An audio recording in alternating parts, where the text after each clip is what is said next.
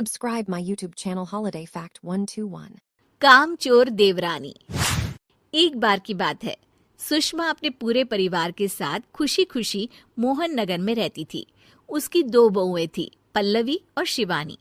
एक दिन दोनों बहुएं रसोई में काम कर रही होती है कि तभी उनकी सास सुषमा उन्हें बुलाती है। अरे बहू, जरा इधर तो आना। शिवानी, जरा जाकर देखना सासू माँ क्या कह रही हैं।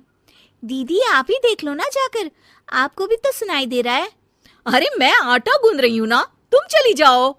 हाँ तो मैं भी तो सब्जी काट रही हूँ ना दीदी। अरे बहू जल्दी आओ। ओफो, ये तो जाएगी नहीं, मैं ही जाकर देखती हूँ कि क्या करना है। पल्लवी सुषमा के कमरे में जाती है।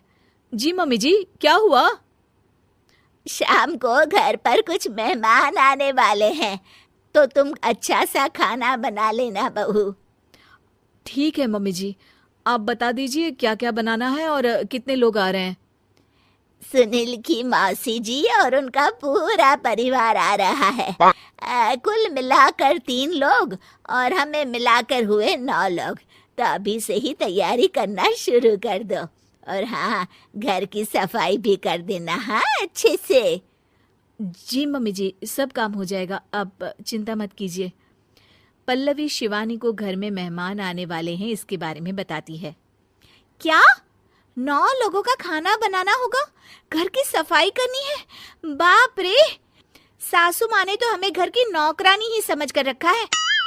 ऐसा नहीं बोलते शिवानी, हम इस घर की बहू हैं और घर के काम करना हमारा फर्ज है।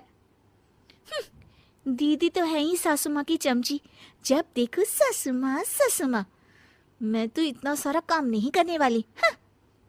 शिवानी कपड़े लेकर गमला साफ कर रही होती है और चक्कर आने का नाटक करने लगती है। मेरा सर चकरा रहा है। तभी वहां पल्लवी और सासू माँ जाते हैं। अरे बहू, क्या हो गया तुम्हें? मम्मी जी, बहुत तेज सर में दर्द हो रहा है। तुम एक काम करो शिवानी, आराम कर लो। नहीं नहीं दीदी, घर में मेहमान आने वाले हैं, मुझे आपकी मदद करनी चाहिए। अरे कोई बात नहीं शिवानी, तुम आराम कर लो, मैं सब काम कर लूंगी। ठीक है दीदी, अगर आप इतना कह रही हैं तो आराम कर लेती हूँ। शिवानी आराम से अपने कमरे में मैगजीन पढ़ रही होती है। इसे कहते हैं आराम की जिंदगी। इतना सारा काम। चलो सारा काम खत्म हो गया, शिवानी को देख आती हूँ। शिवानी अपने कमरे में ईयरफोन में गाने सुनते सुनते सो जाती है और उसके साइड में मैगजीन भी रखी होती है। पल्लवी वहां आ जाती है और वो सब देखती है। ओहो, तो मतलब सब काम चोरी का बहाना था। अभी बताती हूँ इसको। घर का सारा काम मुझे करना पड़ा और ये महारानी यहाँ मैगजीन पढ़ रही है, गाने सुन रही है। पल्लवी रसोई से एक प्लेट और चम्मच लेकर आती है और शिवानी को थाली बजाकर उठाने लगती है। शिवानी अचानक से उठती है। उठ गई महारानी, गाने भी सुन लिए, मैगजीन भी पढ़ ली।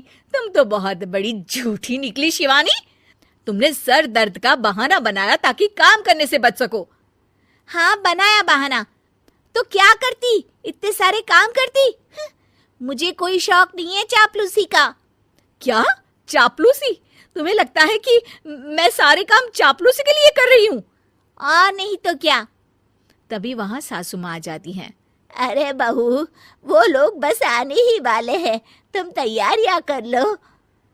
जी सासू माँ, तुझे तो मैं बाद में देखती हूँ। सब खाना खाने बैठते हैं और खाना शुरू करते हैं। तभी सुनील की मौसी बोलती है।